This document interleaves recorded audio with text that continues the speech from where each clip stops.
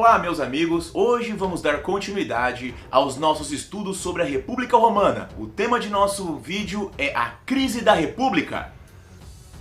Como vimos anteriormente, uma das principais consequências da grande expansão romana foram algumas transformações ocorridas dentro da própria estrutura da cidade. Primeiro tivemos ali, como nós vimos, o grande êxodo rural, justamente devido ali da incapacidade dos pequenos proprietários manterem suas propriedades. Isso acabou causando também um dos elementos que trouxe o empobrecimento dos plebeus. Além, claro, da chegada desses pequenos proprietários à cidade de Roma, nós tínhamos ali o quesito do surgimento de um modo de produção escravista que acabou deixando os plebeus sem dinheiro. Então nós vimos que aconteceu uma grande polarização na cidade de Roma, justamente pelo fato de que quem era rico ficava mais rico e quem era pobre ficava mais pobre.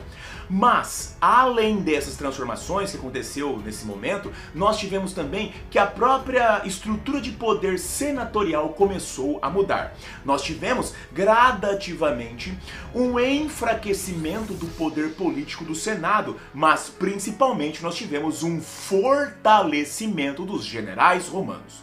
No processo de expansão, a lei romana sempre dizia que se um general tivesse que tomar alguma decisão, era necessário que ele consultasse o Senado romano.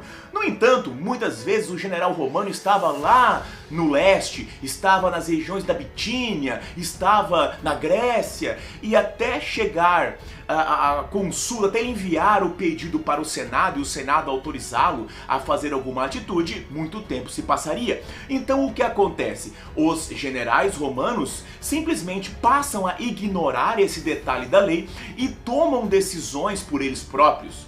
Essas decisões, na maioria das vezes, se provam sendo decisões muito acertadas, fazendo com que os generais consigam vencer batalhas.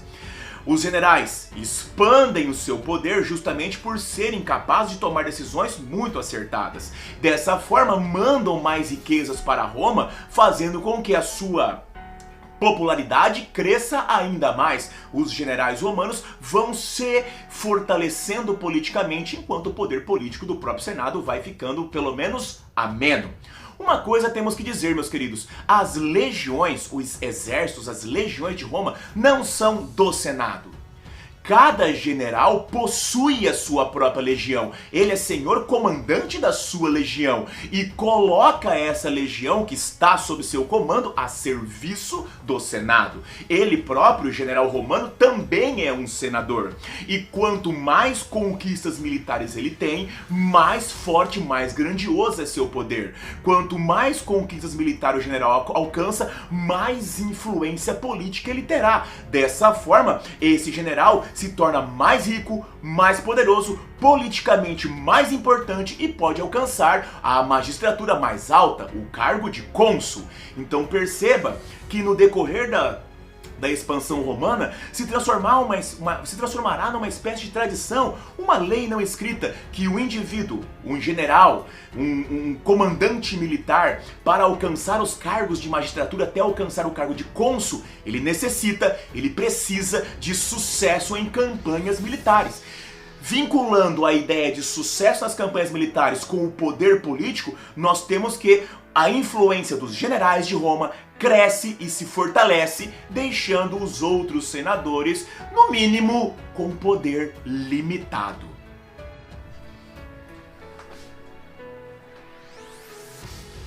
Como vimos anteriormente, uma das principais consequências da grande expansão romana foram algumas transformações ocorridas dentro da própria estrutura da cidade. Primeiro tivemos ali, como nós vimos, o grande êxodo rural, justamente devido ali da incapacidade dos pequenos proprietários manterem suas propriedades. Isso acabou causando também um dos elementos que trouxe o empobrecimento dos plebeus. Além, claro, da chegada desses pequenos proprietários à cidade de Roma, nós tínhamos ali o quesito do surgimento de um modo de produção escravista que acabou deixando os plebeus sem dinheiro. Então nós vimos que aconteceu uma grande polarização na cidade de Roma, justamente pelo fato de que quem era rico ficava mais rico e quem era pobre ficava mais pobre. Mas, além dessas transformações que aconteceu nesse momento, nós tivemos também que a própria estrutura de poder senatorial começou a mudar. Nós tivemos gradativamente um enfraquecimento do poder político do Senado, mas principalmente nós tivemos um fortalecimento dos generais romanos. No processo de expansão, a lei romana sempre dizia que se um general tivesse que tomar alguma decisão, era necessário que ele consultasse o Senado romano. No entanto, muitas vezes o general romano estava lá no leste, estava nas regiões da Bitínia, estava na Grécia, e até chegar a consulta, até enviar o pedido para o Senado e o Senado autorizá-lo a fazer alguma atitude, muito tempo se passaria. Então o que acontece? Os generais romanos simplesmente passam a ignorar esse detalhe da lei e tomam decisões por eles próprios. Essas decisões, na maioria das vezes, se provam sendo decisões muito acertadas, fazendo com que os generais consigam vencer batalhas. Os generais expandem o seu poder justamente por serem capazes de tomar decisões muito acertadas. Dessa forma, mandam mais riquezas para Roma, fazendo com que a sua popularidade cresça ainda mais. Os generais romanos vão se fortalecendo politicamente, enquanto o poder político do próprio Senado vai ficando pelo menos ameno. Uma coisa temos que dizer, meus queridos, as legiões, os exércitos, as legiões de Roma não são do Senado. Cada general possui a sua própria legião. Ele é senhor comandante da sua legião e coloca essa legião que está sob seu comando a serviço do Senado. Ele próprio, o general romano, também é um senador. E quanto mais conquistas militares ele tem, mais forte, mais grandioso é seu poder. Quanto mais conquistas militares o general alcança, mais influência política ele terá. Dessa forma, esse general se torna mais rico, mais poderoso, politicamente mais importante e pode alcançar a magistratura mais alta, o cargo de cônsul. Então perceba que no decorrer da expansão romana se transformará numa espécie de tradição, uma lei não escrita que o indivíduo, um general, um comandante militar, para alcançar os cargos de magistratura até alcançar o cargo de cônsul, ele precisa de sucesso em campanhas militares. Vinculando a ideia de sucesso nas campanhas militares com o poder político, nós temos que a influência dos generais de Roma cresce e se fortalece, deixando os outros senadores, no mínimo, com poder limitado. Porém, as tensões sociais em Roma se avolumam. O problema do enriquecimento dos patrícios e dos novos homens e o empobrecimento dos plebeus causa uma grande lacuna, um grande abismo social. Esse abismo vai se ampliando e justamente surgirão novos conflitos. Esses conflitos dificultam a convivência dentro da cidade de Roma. Bom, neste interim, para tentar solucionar esse problema, em 133 a.C., será eleito tribuno da plebe Tibério Graco. Tibério Graco tinha uma solução muito interessante para o problema desse abismo social. Ele dizia que o problema estava na superlotação, no inchaço da cidade de Roma. Dessa forma, então, a melhor maneira que ele percebia para resolver esse problema era fazer com que as pessoas que inchavam a cidade voltassem para o campo. Bom, como fazer isso? É aí que tem o principal motivo, a principal reivindicação de Tibério Graco. É justamente o surgimento de uma espécie de reforma agrária. Mas veja bem, as terras que estavam sempre a cargo apenas dos patrícios, os patrícios que recebiam essas terras, eles não perderiam as terras que já haviam recebido. A proposta de Tibério Graco era de que, conforme o exército romano se expandisse, conforme o exército conquistasse novas terras, então essas novas terras seriam passadas para os plebeus de Roma, fazendo com que eles voltassem para o campo. Essa ideia não foi aceita. Essa ideia não foi nem um pouco bem aceita no Senado romano. Isso fez com que Tibério Graco terminasse sendo assassinado. Os plebeus romanos entraram em grande alvoroço com o assassinato de Tibério Graco, já que ele, sendo tribuno da plebe, ele era inviolável. Ele tinha as imunidades, todas as imunidades necessárias para defender os interesses do povo de Roma. Nesse quesito, então, muitas balbúrdias e muitas revoltas surgem na cidade. Isso vai dar uma diminuída porque em 123 a.C. será eleito seu irmão Caio Graco será eleito também tribuno da plebe e continuará com essas mesmas propostas, com as mesmas ideias do irmão. Não preciso nem dizer para vocês qual é o final da vida de Caio Graco. Caio Graco também será assassinado a mando do Senado. Dessa maneira, a lei que ele tinha em mente de reforma agrária não vai passar. No entanto, os irmãos Gracos conseguirão fazer com que surja a chamada Lei Frumentária. A Lei Frumentária, meus queridos, ela é uma lei de subsídio. O Estado romano, a cidade de Roma, irá subsidiar os grãos para que a população plebeia possa adquirir grãos, trigo, alimentos mais barato. Dessa forma, nós temos uma diminuição dos conflitos, uma diminuição das animosidades. Mas elas não terminam. O que acontece, meus amigos, nesse momento, depois do assassinato de Tibério e Caio Graco, é que aquela questão da República Aristocrática Romana fica muito em evidência. Então começarão a se aglutinar cada vez mais, começarão a se polarizar cada vez mais os partidos políticos em Roma. Nós temos que o Senado havia praticamente duas facções. Uma facção, que era a facção ligada aos interesses populares, a facção que tinha mais apoio popular e dessa forma buscava maiores melhorias para esse povo. E nós tínhamos uma outra facção, uma facção mais aristocrática, mais conservadora. Então nós tínhamos ali um partido popular e um partido conservador. Esse partido conservador chamado Optimates. Esses dois partidos eles vão se polarizando e essa é a temática de Roma neste momento, uma polarização dentro do Senado entre existem aqueles que são os populares e os que são os aristocráticos. Dessa polarização em Roma surgirão dois grandes líderes. Nós temos o surgimento de Caio Mário. Caio Mário, líder do Partido Popular, um homem que era um antigo cliente, que se casou com uma mulher, Patrícia, e assim se transformou ele próprio em nobre, como nós vimos lá no passado. Ele é um homem muito rico, responsável por uma grande transformação na estrutura militar romana. É a partir do comando de Caio Mário que surgirá o soldo, onde o soldado terá esse nome por isso. Soldo é o pagamento que o soldado romano recebe. Agora o soldado tem como profissão ser combatente, recebe então o soldo. Outro nome que nós também recebemos desse soldo é salário, porque o soldado romano recebia em sal, uma substância que ele poderia trocar em qualquer parte dos domínios da República.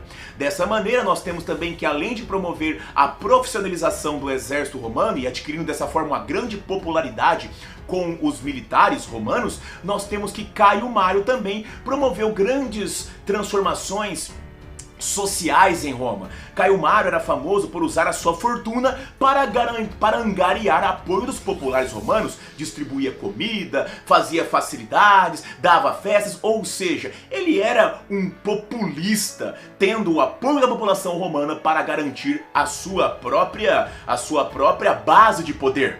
Caio Mário, então, um grande líder do Partido dos Populares. De um outro lado, nós tínhamos Cornélio Sila, um indivíduo proveniente das camadas conservadores. Ele era um dos representantes máximo, grande líder dos Optimates. Esses dois indivíduos conservarão ali, serão cônsuls, de Roma. Lembre-se, Roma tem sempre dois cônsules, um proveniente das ordens populares, no caso Caio Mário, outro proveniente das ordens conservadoras, os senatoriais, aristocráticos, no caso Cornélio Sila.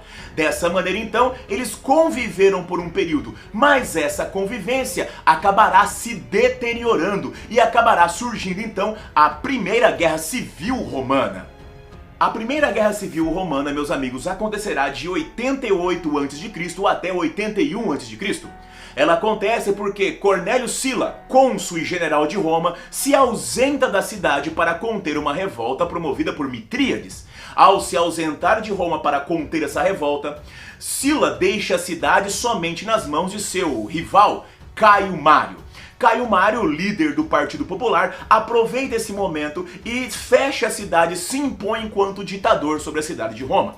Ao fazer isso, ele dá início à Guerra Civil, porque quando volta, Sila e Caio Mário se confrontam. A Guerra Civil acontecerá aí e demorará 7 anos para terminar. No final, nós temos que Caio Mário vai ser derrotado, ele próprio tira a própria vida nesse momento.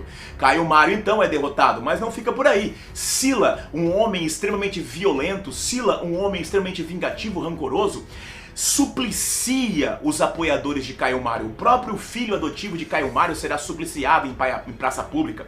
Os senadores que apoiaram Mário no contendo da Guerra Civil serão todos mortos, assassinados de forma horrível e muito dolorosa por Cornélio Sila. Sila então se faz ditador de Roma após vencer a Guerra Civil. Ao se fazer ditador de Roma, ele faz com que todas as medidas populares tomadas por Caio Mário sejam revogadas. Ele usa de extrema violência para conter a população romana para que ela não se sublevasse em novas revoltas. Pense bem, se Sila supliciou de forma horrível os próprios senadores romanos, o que ele faria então com a população comum? A população então, ela se mantém por meio de um regime de terror, mas se mantém ali controlada fortemente pelas mãos de Sila. Nós temos então que dessa forma, Sila comanda por completo e totalmente a cidade de Roma, usando de uma violência extremamente grande. Apesar de exercer um controle forte e ferrenho sobre a população romana, não sabemos o motivo que fez com que Sila, em 84 a.C., se retirasse da ditadura. Sila simplesmente abandonou o cargo de ditador e retornou para suas residências, para sua vila no interior. E lá, pouco tempo depois, ele veio a falecer de causas naturais.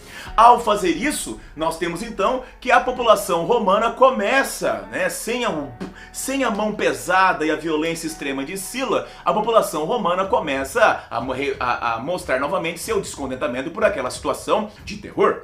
Bom, é nesse interim que no ano de 73 a.C. nós teremos a maior revolta de todo esse período romano. É a revolta de Espartaco, em 73 a.C. Espartaco, meus amigos, era um escravo, um gladiador. Os gladiadores, eles eram escravos feitos para dar assim, diversão ao povo romano, extremamente hábeis e treinados nos combates. Os gladiadores, então, eles faziam esse papel. Mas engana-se você ao pensar que, como a gente vê nos filmes, que os imperadores mandavam matar os gladiadores. Isso é coisa da ficção. Os gladiadores raramente lutavam até a morte, porque eles eram muito caros. Os seus donos, eles tinham grande investimento para transformar aquele indivíduo num hábil combatente, para que ele perdesse em qualquer situação. Existia combates até a morte? Existiam, mas o dono do escravo tinha que ser compensado, pago pelo valor daquele escravo. Isso era muito caro, então era raro de se acontecer. Mas Espartaco era um escravo muito bem treinado. Espartaco conseguiu reunir, chegou um momento em que a revolta de Espartaco chegou a ter 30 mil soldados, 30 mil homens em combate. Agora olha só, gente, quando Roma fica sabendo que está tendo uma revolta de escravos, no início Roma não dá muita atenção a essa revolta, porque afinal de contas são escravos. Mas lembre-se, não são qualquer escravos, são gladiadores, hábeis e treinados em combate. E é justamente como eles são treinados em combate que eles conseguem derrotar a primeira facção de soldados romanos que são enviados para detê-lo. E aí começam a ficar extremamente confiantes. Esses escravos, liderados por Espartaco, começam a ficar extremamente confiantes e começam a infligir várias derrotas sobre os soldados romanos. Roma se sente então envergonhada, porque onde já se viu que reles e simples escravos consigam derrotar o poderoso e grandioso exército de Roma. Dessa forma então, é incumbido o grande general Crasso Crasso, na verdade, não era assim um grande general, mas era um homem muito rico e senhor de muitos exércitos. Dessa forma, Crasso é incumbido de levar a derrota, de infligir a derrota a Espartaco. O problema é que Crasso, como não era um grande senhor das estratégias, não consegue criar uma estratégia amplamente boa para conseguir capturar Espartaco. Crasso, então, convoca a ajuda do general Pompeu. General Pompeu, esse sim um grande general, proveniente das camadas plebeias, ele próprio, Pompeu, era um cliente, um cara que cresceu na força militar, era um homem rústico, né, mas hábil comandante. Crasso convoca Pompeu para o ajudá-lo. Dessa maneira, então, Espartaco não tem outra alternativa. Na verdade, gente, Espartaco queria chegar até o sul da Península Itálica, contratar navios piratas para que ele pudesse fugir da Itália dos romanos. Ele não consegue ter o seu feito concretizado, primeiro porque os piratas não se atrevem a desafiar a força do exército romano. Outra coisa é que muitos dos soldados de Espartaco, acostumados a vencer o exército romano, começam a passar de confiantes para arrogantes. Dessa maneira, eles então decidem não fugir. Nesse quesito, eles acabam conseguindo enganar Crasso. A estratégia de Crasso para poder barrar o exército de Espartaco era de fazer uma trincheira. Faz uma trincheira, cava uma trincheira, o exército de Espartaco simplesmente dá a volta, né? Mas o problema é que quando ele estava voltando, subindo, deu a volta na trincheira de Crasso, eles dão de cara com os exércitos de Pompeu. E aí não tem condições. Aí nós temos que os exércitos de Pompeu vão realmente destruir as forças de Espartaco. Espartaco é derrotado, mas seu corpo nunca é encontrado. Pompeu seguia aquela cartilha do general Sila, lembra? General Sila, que era violento. Então Pompeu, para mostrar o que acontece com aqueles que desafiam Roma, empala mais de mil integrantes do exército de Espartaco na Via Ápia, como se ele decorasse a Via Ápia com aqueles homens, aquelas pessoas, aqueles seres humanos empalados. Além disso, Espartaco manda jogar aos pés, jogar lá na tribuna assim, do Senado, na frente do Senado, mais de 300 cabeças dos derrotados, para mostrar a força e para que o povo de Roma veja o que acontece com aqueles indivíduos que desafiam o poder do Senado romano. Dessa forma, ao retornarem para Roma, tanto Crasso quanto Pompeu, os dois indivíduos responsáveis pela derrota de Esparta, que na verdade foi Pompeu, mas eles então são eleitos cônsules de Roma. Lembre-se, um cônsul plebeu e um cônsul aristocrático. Crasso, de origem aristocrática, Pompeu, de origem cliente. Então os dois indivíduos são agora os dois cônsules de Roma. Enquanto Crasso e Pompeu combatiam Espartaco, outro indivíduo começa a ganhar notoriedade nas forças militares. Estamos falando de Júlio César. Júlio César, meus amigos, era sobrinho de Caio Mário, conseguiu escapar de Roma quando Caio Mário foi derrotado e, por incrível que pareça, foi perdoado por Sila naquela destruição que Sila fez aos apoiadores de Mário. Sila até tem uma frase famosa que quando os senadores pediam para que ele poupasse Júlio César, ele diz a seguinte frase: "Vós conseguistes prevalecer, mas cuidado, este indivíduo será a causa da destruição, a causa da derrocada daquilo que tantos preservais. Há em César mais de 1000 Mários." Sila então parecia que já conseguia prever o futuro de César.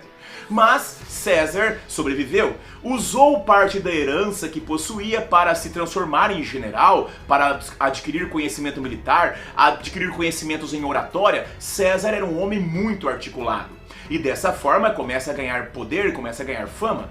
Quando ele chega em Roma, César então faz um acordo com Crasso e Pompeu.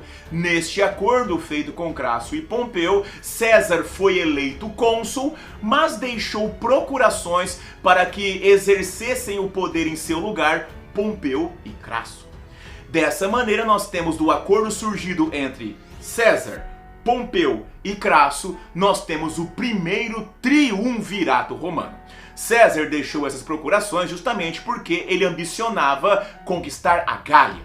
A Gália, onde hoje é a França, era um local extremamente terrível para os romanos, era um local que os romanos não conseguiam derrotar as tribos gaulesas, e César então ambiciona fazer esse tipo de situação. 6 anos de combate, 6 anos de luta, nós temos que César empreende contra a Gália. Mas finalmente ele consegue derrotar a última tribo gaulesa que tinha relevância na resistência contra os romanos. César derrota o rei gaulês Vercingetorix, e dessa maneira César se torna senhor da Gália. Nestes 6 anos que César empreendeu combates na Gália, ele conseguiu ampliar a sua riqueza e principalmente a sua influência política na cidade de Roma.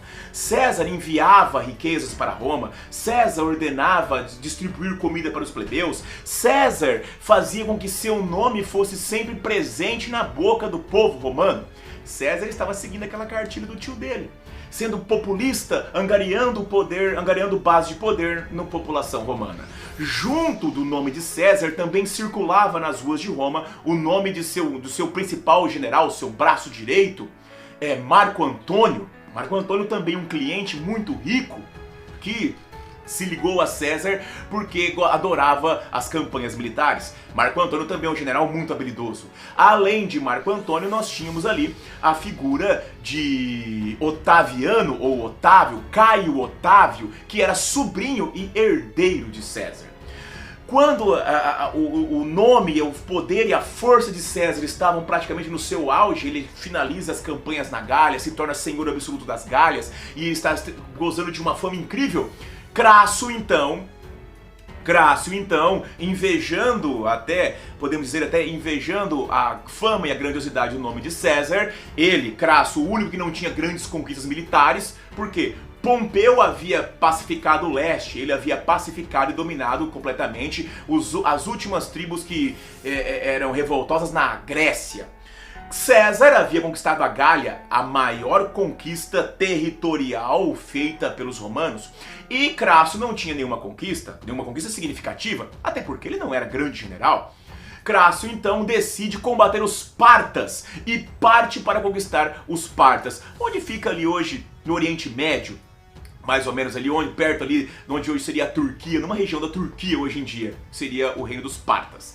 E é lá, em 53 a.C., que Crasso vai morrer. Crasso comete um erro estratégico gigantesco. Segundo a tradição, Crasso ficou muito abalado pela morte de seu filho num dos combates. Ele então decide cortar caminho para atacar os partas pela retaguarda. Mas, ao fazer isso, ele acaba entrando em uma ravina e o exército parta fica no alto das montanhas. No terreno mais baixo, os romanos e no alto, os exércitos partas. Crasso então se coloca em uma posição de extrema desvantagem. E é nesse momento que acontece a Batalha de Carras, em 53 a.C., e Crasso é derrotado.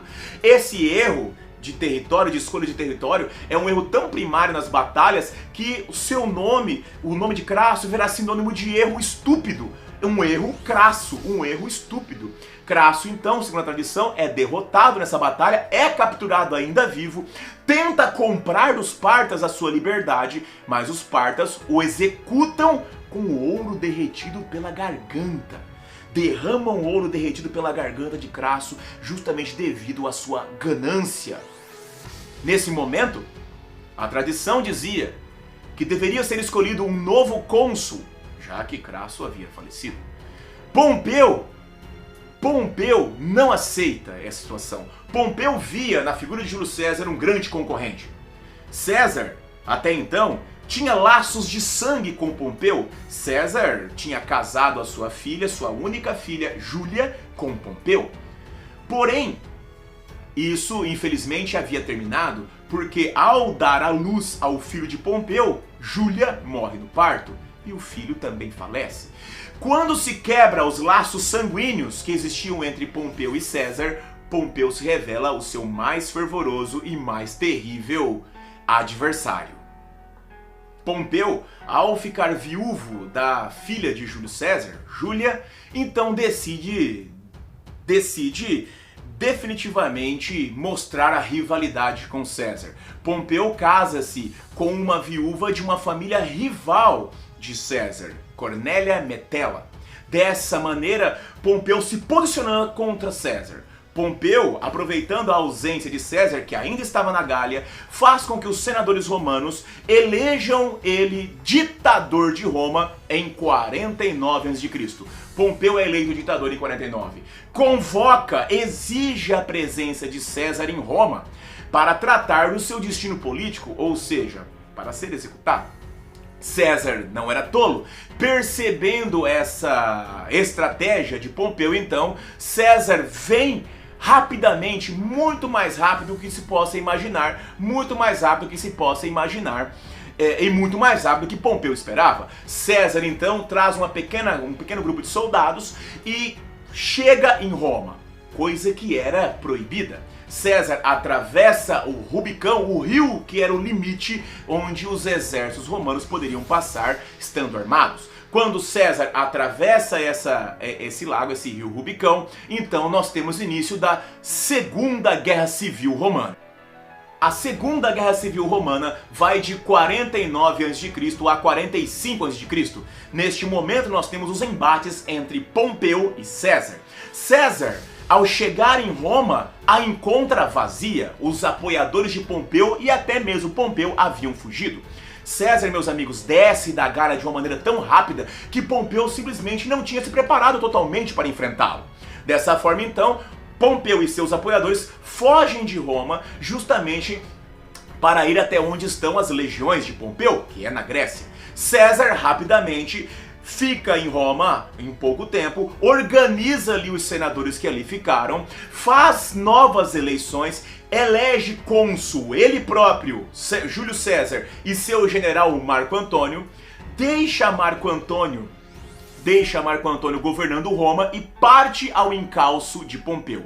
Indo atrás de Pompeu, César chegará até a Grécia. Na Grécia, no ano de 48 a.C., acontecerá a Batalha de Farsalos. E nessa batalha nós temos que Júlio César tinha tudo para perder. Júlio César estava num terreno que ele não conhecia bem, Júlio César estava com menos soldados, Júlio César estava assim em desvantagem. Porém, mostrando a sua grandiosa e grande capacidade de inteligência estratégica, César utiliza sua cavalaria de uma maneira revolucionária e consegue se posicionar por trás, pegando os exércitos de Pompeu desprevenido e alcançando a vitória.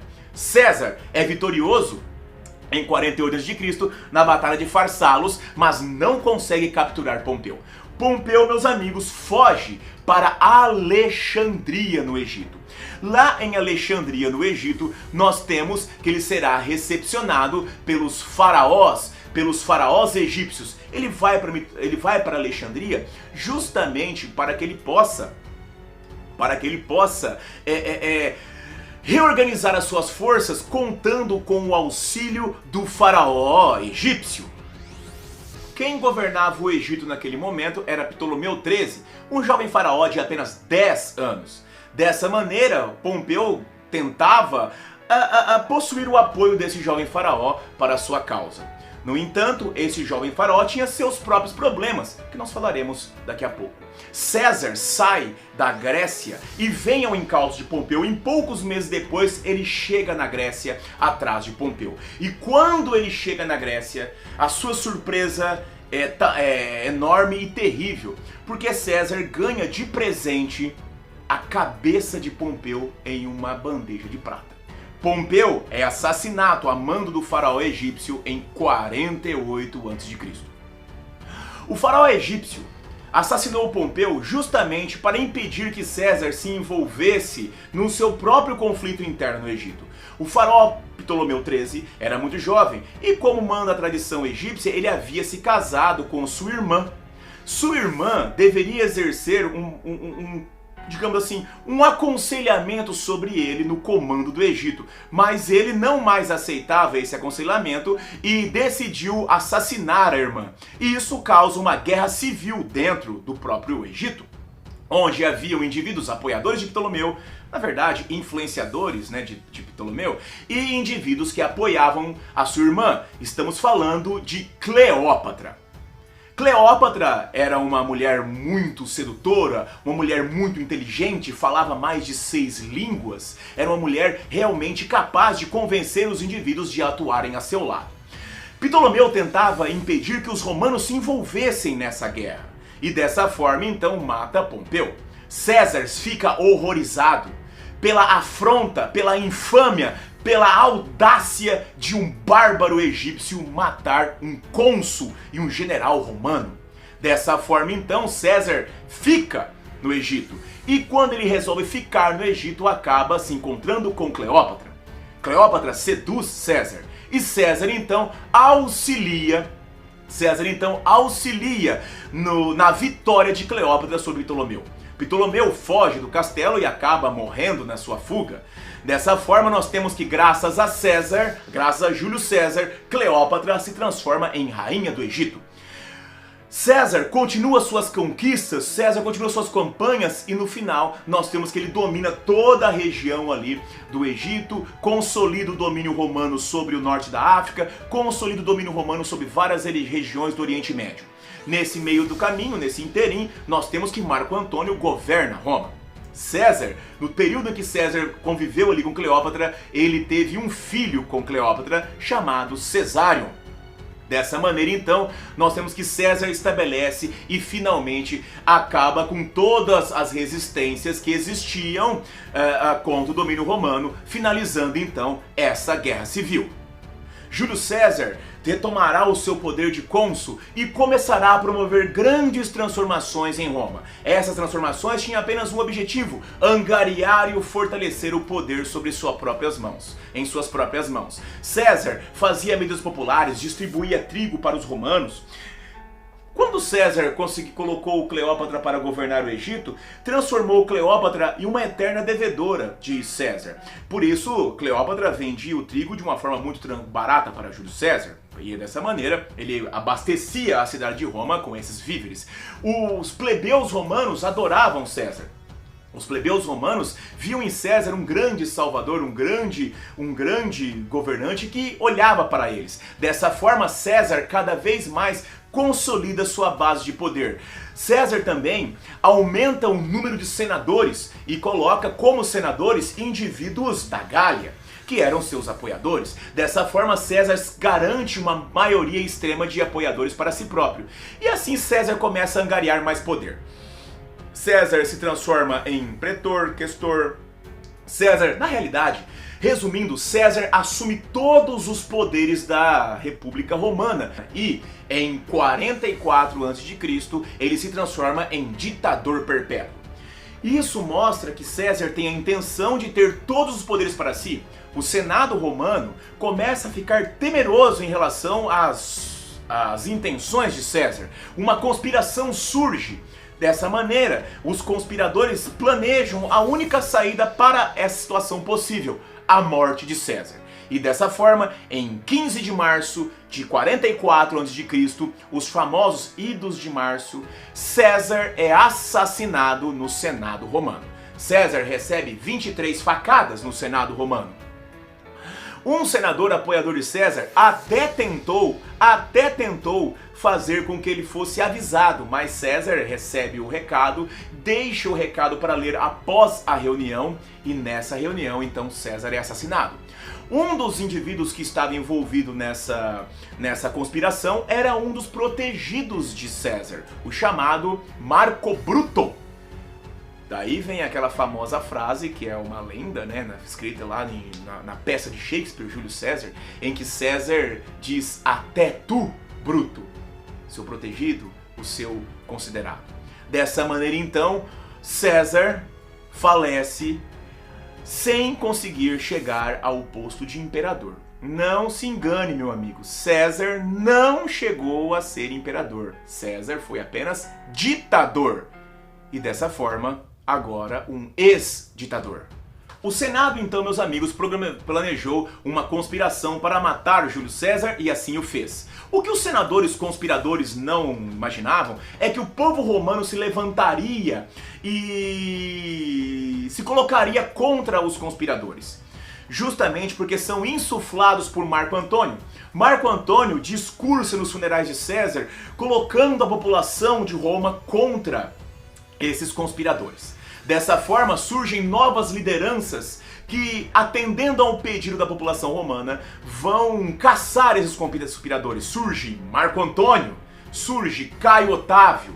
Esses indivíduos vão caçar os conspiradores e em menos de um ano todos os envolvidos na conspiração contra Júlio César são assassinados. Caio Otávio, herdeiro não apenas da fortuna de César, mas de seu próprio nome, que agora começa a utilizá-lo, Caio Otávio César. Dessa maneira, Caio Otávio é o responsável principalmente por matar Bruto, e segundo a tradição, ele depois de matar Bruto pega a cabeça de Marco Bruto e a lança aos pés da estátua de César no Senado, na Praça do Senado. Dessa forma, então, nós temos que esses indivíduos organizarão uma nova liderança. Surgirá um novo triunvirato, o segundo triunvirato, que acontecerá de 43 a.C. a 33 a.C. Nesse triunvirato, nós temos ali a figura de Marco Antônio, Caio Otávio e Lépido. Marco Antônio, braço direito, e era cônsul junto com César. Caio Otávio era sobrinho herdeiro dos títulos e do nome de César. Lépido, o homem mais rico de Roma naquele momento. Esses três indivíduos dividem o poder. Marco Antônio ficará com a Ásia, o local mais rico, onde tem ali, por exemplo, o Egito, que garante a riqueza dos romanos. Lépido ficará com o norte da África e Otaviano ficará com o local mais difícil de governar, Roma, devido à pobreza, devido às conspirações, devido à balbúrdia que surgiu. Neste interim, nós vemos que Caio Otávio busca cada vez mais se fortalecer politicamente, tal qual o tio. Uma das primeiras jogadas de Caio Otávio para angariar mais poder é fazer com que o Senado destitua Lépido de seu poder nas Áfricas. Bom, Lépido não estava nem aí pro governo da África, na verdade. Lépido era um cara muito rico, nunca nem tinha ido lá pra África para ver como é que era o local do seu governo, e Marco Antônio e Caio Otávio usa isso contra Lépido.